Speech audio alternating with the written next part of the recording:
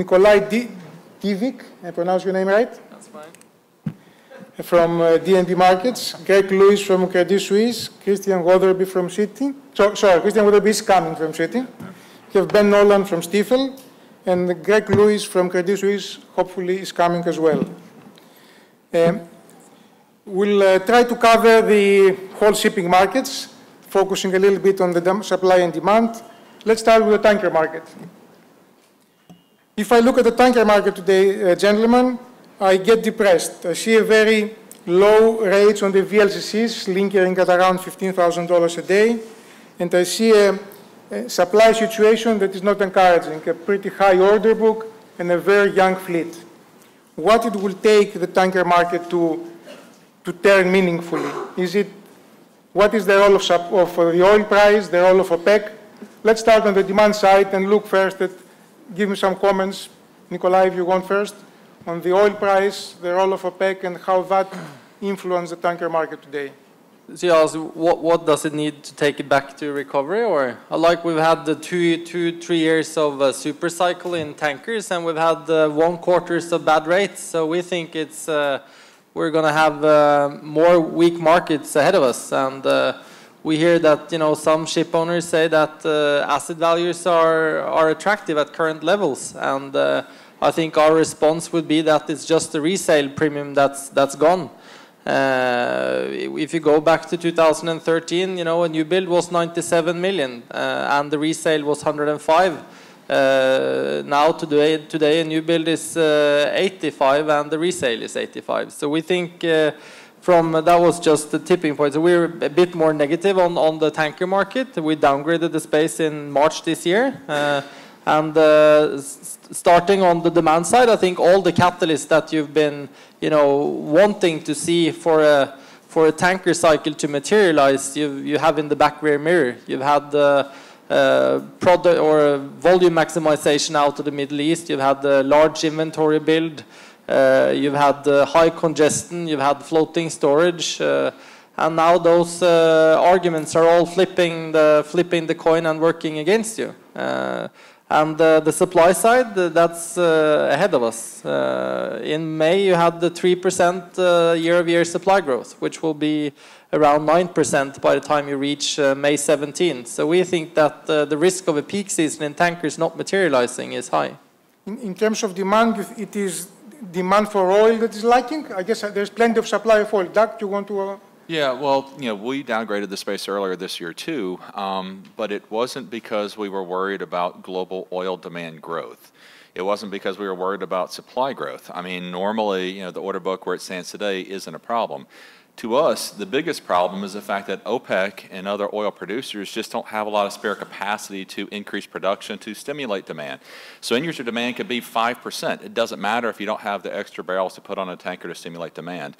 And so even though I just said that the order book itself isn't a challenge, it is when you don't have any sources of demand growth. And so the math that we do is, if we look over the next 12 months and we see that the oil tanker fleet is growing by 5%, it tells us we need our demand to grow by 5% at least to offset it. And whenever you're talking about a 40 million barrel a day market, where's that extra 2 million barrels a day of crude going to come from? The Saudis don't have it, the Iranians don't have it, the Iraqis don't have it. And so to us, that's the biggest problem, is that it's a resource constrained market right now, which, talking about what does it take for the market to get better, well, we need oil prices to get better to the point where it simulates more drilling activity and then ultimately more production. And then at that point, then we think that, that the tanker market could get better, but obviously that is going to take a bit of time. In the meantime, the order book isn't overly challenging from a cyclical standpoint. We've seen other sectors absorb quite a lot of fleet growth in years past, but to us, the biggest problem is we need more oil to find to put on a ship. How that gets along with the oil glut comments that we read all over the place. I mean, you're saying that we're oil production, oil supply constrained while there's and that's the problem is that we have to go through an inventory destocking phase. And so the oil exists, it's just in the ground. And so in order to satisfy your demand, your production doesn't grow as fast. And so therefore you have to take the inventories out of the ground. And that's where your demand is being satisfied. But also, Tasos, that gets us to why rates are so bad. So heading into this year, we knew on the margin we were going to be oversupplied, but you don't know where that floor for rates are going to be. So what didn't help the tanker market and why we're not at 40 or 50,000 a day, more, why we're at 20 or less, is that the contango and the curve has also flattened out a bit. And so when you look at the alternative uses of tanker, not to just transport oil, but to store oil, whenever the contango is flattening and ultimately gets into a backwardated market as you go through this destocking phase, then the floor keeps falling because what a trader's willing to use that tanker for floating storage as, what he's willing to pay is less and less. Okay, thank you, Doug.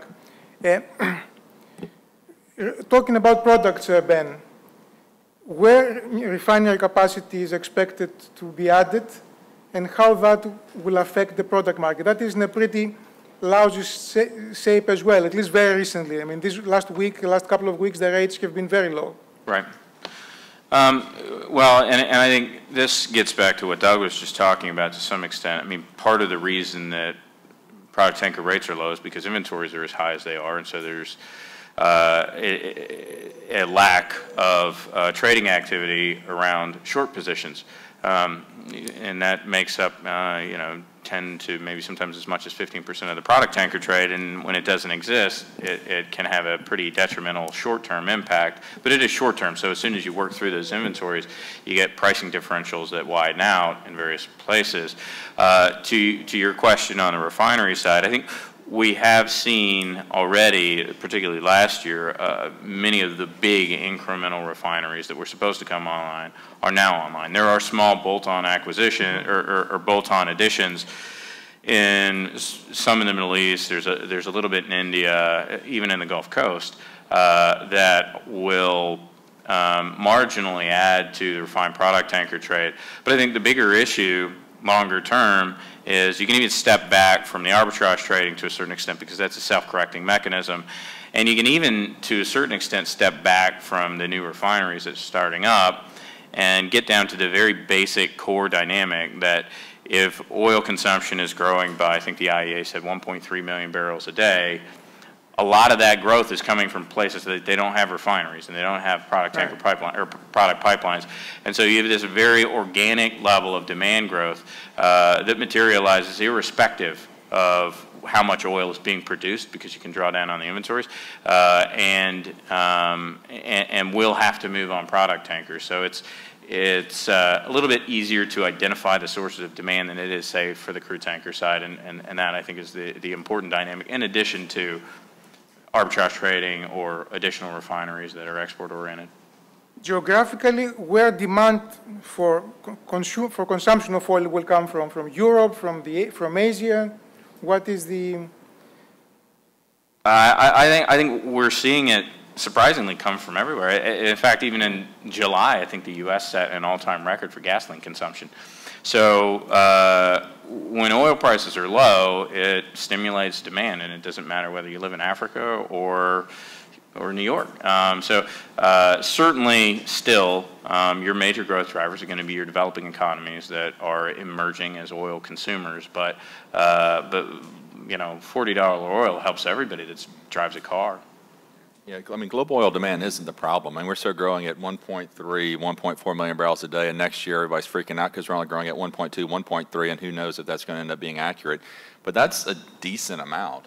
So to Ben's point, you're going to have to satisfy that demand with something, and it's more than likely going to be a product tanker rather than a crude tanker.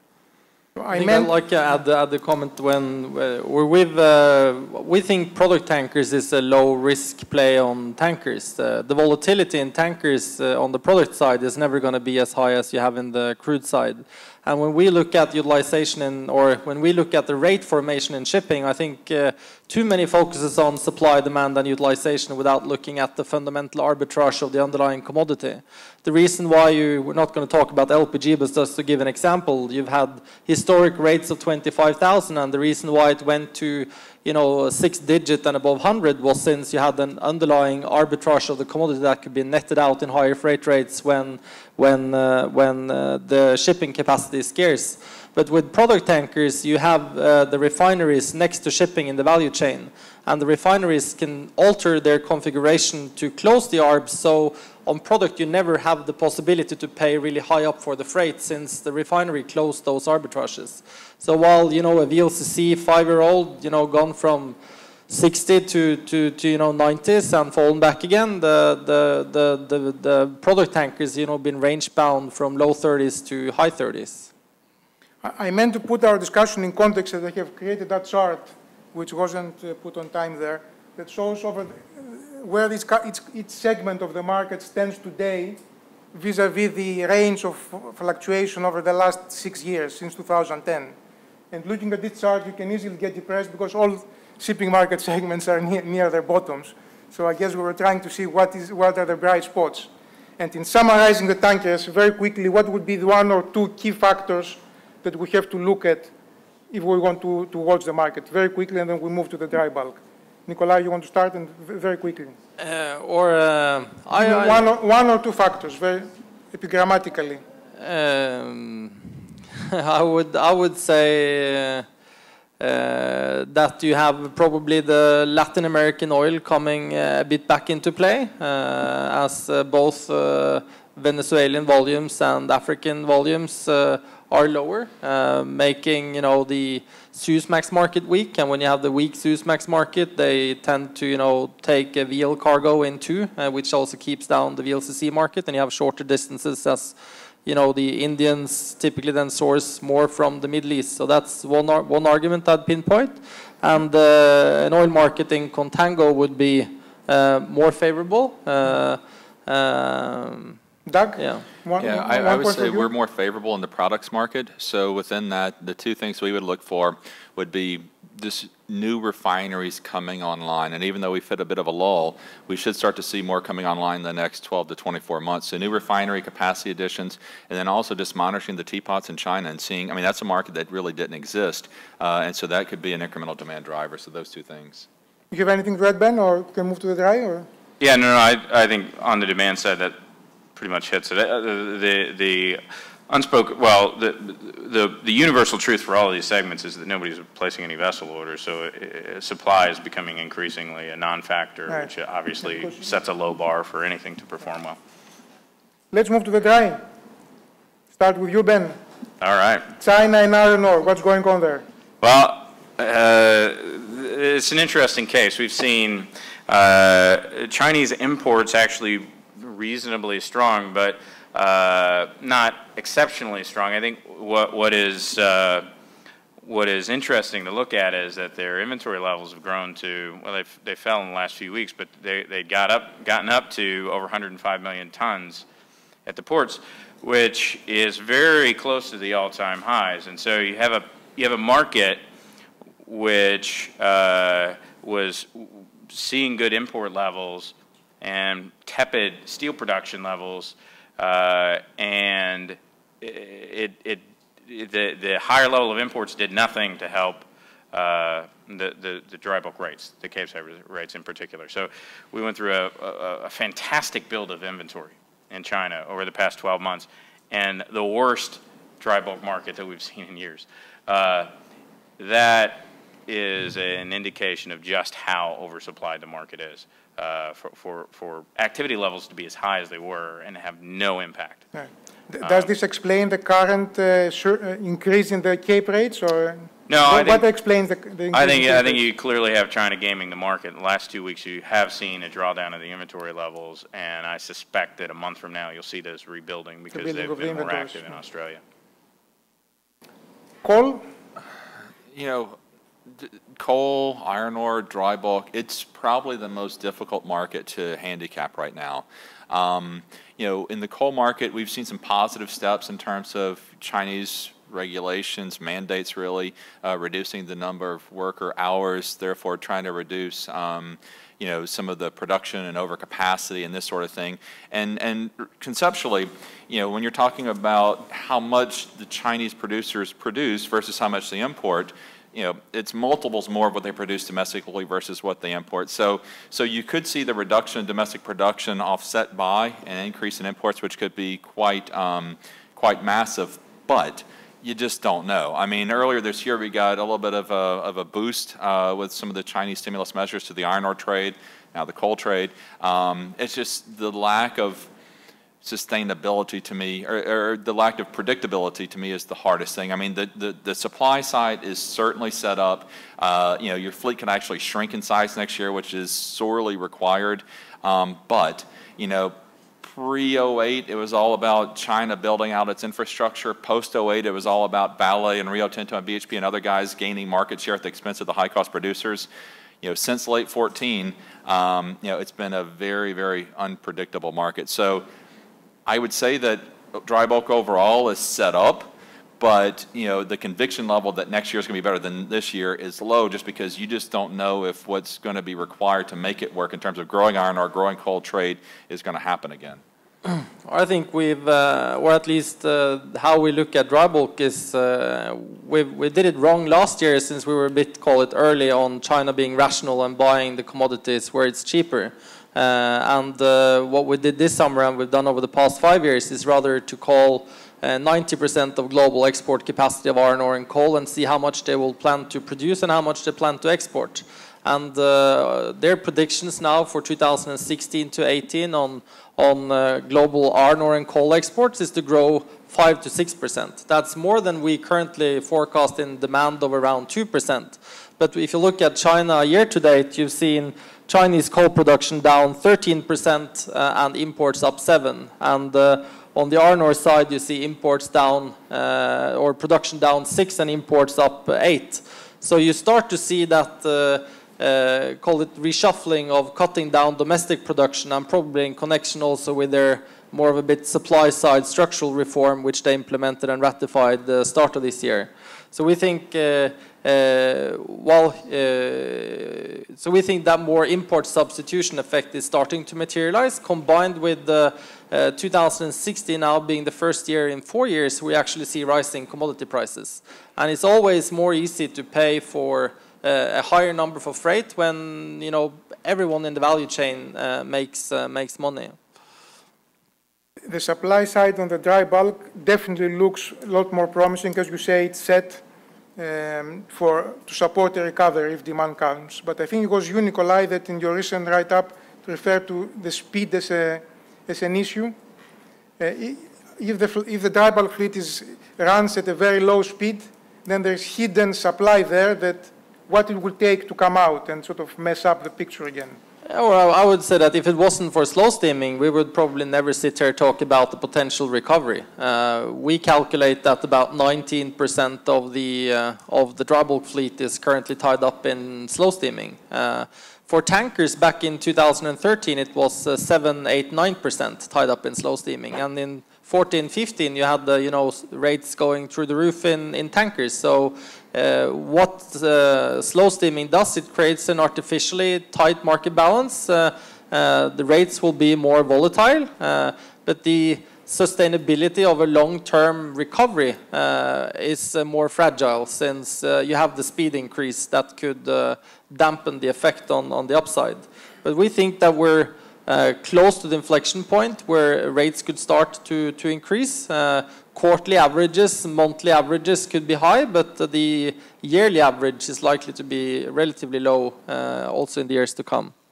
So why wouldn't people increase the speed of their vessels if they are going to earn more if the market recovers? Isn't that? Or they will increase the speed, but at the same time they also acknowledge the effect of increasing the speed on the supply situation. Like in 2008, it took 4.5 years to get a ship off a shipyard. Now it takes 2 years, and you have also the shadow capacity that could be released into the market. So you have the shipping cycles will be shorter, volatility will be higher, and timing is more crucial than ever.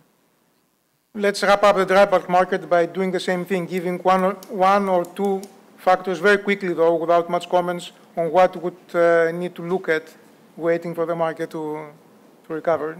Nicolay, you want to start, or? Or that's for China to continue to be rational on its to cut back its domestic production, high cost domestic production, and for bunker prices to go higher, so that speeds will be kept low despite rates coming up. So oil price, in a sense. Yeah. Yeah, I would agree or echo the first point about additional rationalization of production of iron ore and coal domestically in China would be huge. And then also, just against a backdrop, the second thing would be, a continued weaker dollar to the extent that it helps commodity prices and gives people more leeway to push rates a little bit harder. Ben? Yeah, I think at this point, you're pretty hard-pressed to find anything that really could catalyze the dry bulk trade other than just, the things that they pointed out and eventually a supply-side response. I mean, that's going to be, at the end of the day, that's going to be the answer for this one. Because I think the days of imagining the dry bulk demand could grow by 8 or 10% are long past. And so a small amount of incremental demand cannot...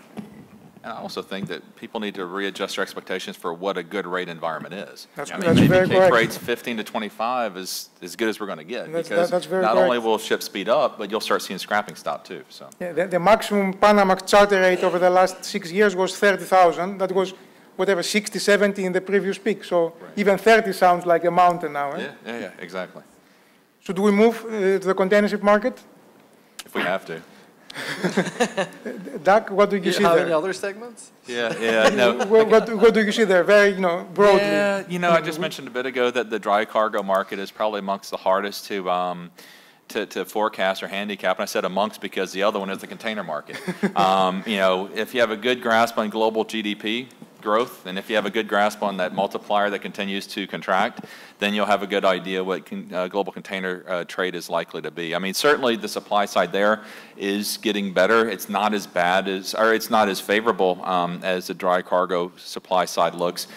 It's not as bad as it once was. So it's improving, but the difficult part there is just what is global GDP growth and what is that multiplier, because it certainly has been contracting.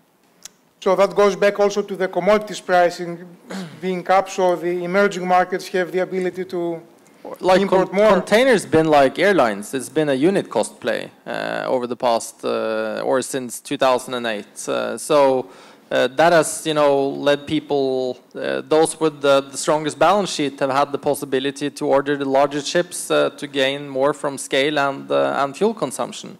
And so then you've created, an artificially high supply side and call it decline in rates and utilization. And the positive aspect you see now is that finally there seems to be less of a fuel argument to go large on the ship size, and ordering is also coming to an halt. While at the same time, I think the catalyst needed in the container market is for or we think supply demand is going to be relatively balanced over the next few years. So what's going to drive rates up, and that is probably a more rational pricing of rates and more rational competition. You had it in 2010, then the industry was loss-making 4 quarters.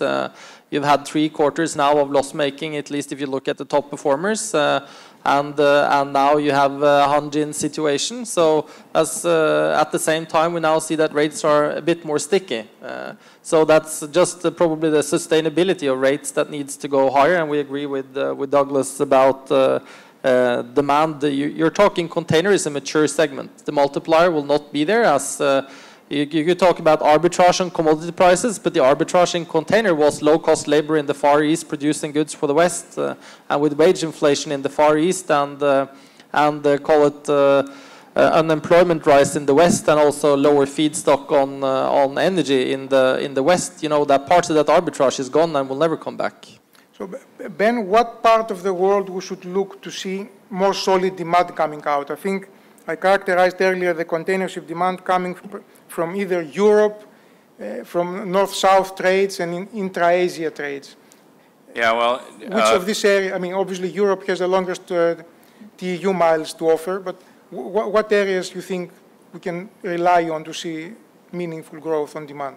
Well, I think Europe and North America are relatively mature markets that are going to probably grow in line with their GDPs, which are probably not going to be fantastic.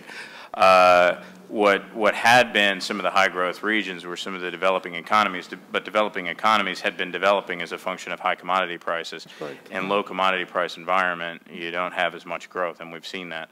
I think to Nicolay's point, we have seen better rates, and we are seeing better rationalization among the liner companies, but better rationalization among the liner companies is bad news for ship owners. That's correct. Because they're going to be able to carry more containers more efficiently on a fewer number of ships. So while we have seen box rates improve, it has had, even with the Hanjin impact where box rates have gone up by 50%, nothing has happened with the container ship rates because there's an abundance of container ships. It's just going to take a while to work through those. So I do think we're headed towards a bifurcated market whereby the liners have the ability to outperform on a lower cost basis, and their outperformance is at the detriment of the ship owners. Do you think, guys, that the ordering of another round of big ships, this is behind us, or there will be more people wanting big ships, or the current owners of the big ships will want even bigger? Or I think the ordering was twofold. First of size, and then on saving on fuel consumption. And now the fuel consumption is less so valid, so we don't think there will be a similar pace of ordering, and you already see it in the numbers with ordering down quite substantially.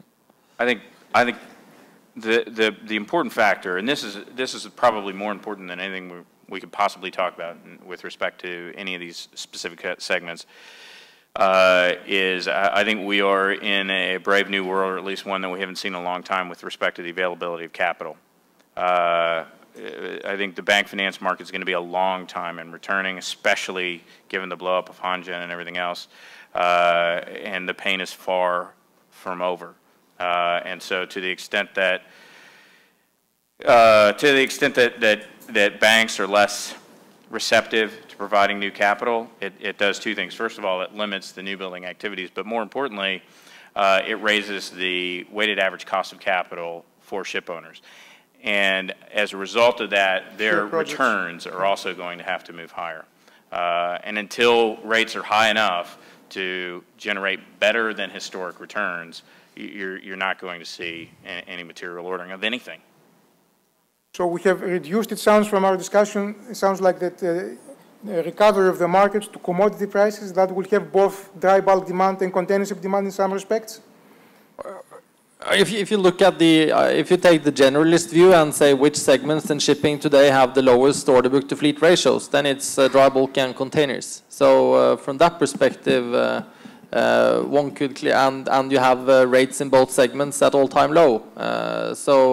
Yes, markets are bad, but it's also probably a time to be a bit more optimistic. Should we speak at all about LNGs? Nicolay, you want to make some, or Doug, some remarks? I definitely think we should. You know, the LNG shipping market, to us, is the most attractive of all. You know, around the same time we downgraded the tankers earlier this year, we upgraded the LNG guys. And you know, even though it hasn't really become apparent yet, it's not a stretch to kind of visualize what's happening. Since the beginning of this year and late last year, we've had a number of LNG terminals coming online, big LNG terminals coming online, that has put a lot more LNG into the market. And so when you look at fixture activity in the spot market, you know, we're up 60% year over year. We started this year with 40 idle ships, about 40. Now we're down to about 20. And rates are starting to move higher for the first time in many, many months. And that's just where we are right now. When you look at what's coming, Train 2 at Sabine Pass is still coming. Train 2 at Gorgon is coming later this year. Train 3 at Gorgon is coming early next year. So you have this incremental source of demand that's coming online that should be just as stimulative as what has happened already. And if that's not enough, when you look at higher oil prices, and you look at the oil market at least being in balance. You know, there's worries right now, well, will there be demand for, end-user demand for all this LNG that's being produced? Well, you know, $30 oil, probably not. $40 oil, probably so. $50 oil or more, all of a sudden that ARB really opens up, and some of the existing projects that aren't producing at full capacity are going to start to produce, because then you'll start seeing that ARB open up. So we think for a variety of reasons the LNG market is pretty appealing here. Nicolay, anything to add? Yeah, we're also positive about the LNG market on the shipping market and would sign off to what Douglas said. So I could take, while we're positive on the shipping market, we think that the regas market, which is also within LNG, is up for a margin decline. You've had new builds around $300 million.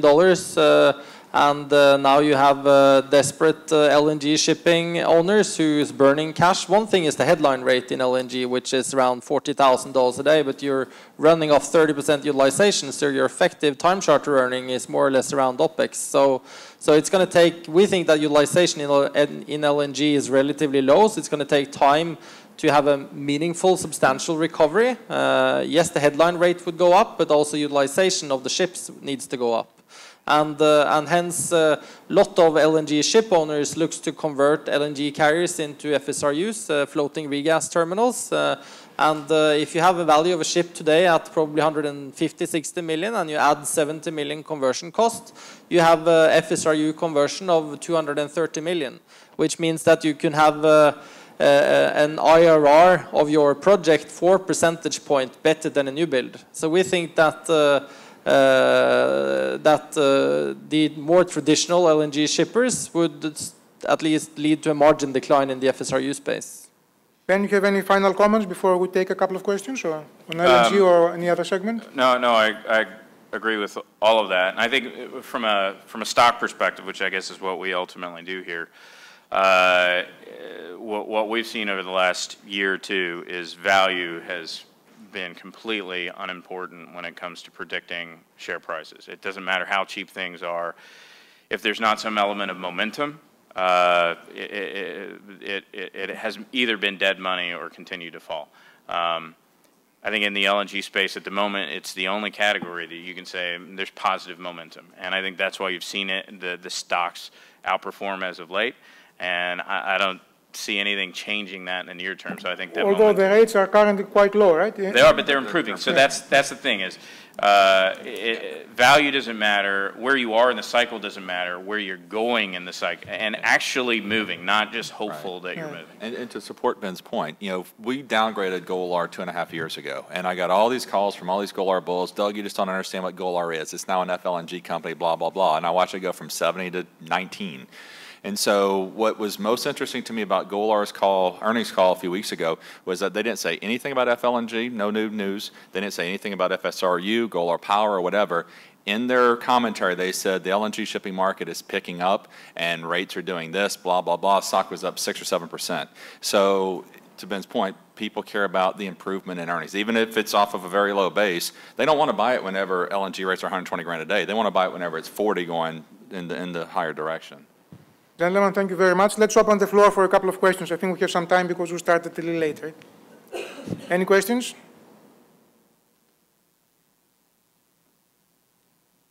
No, I guess we answered all the questions then. Thank you very much again. Thanks very much for coming and attending.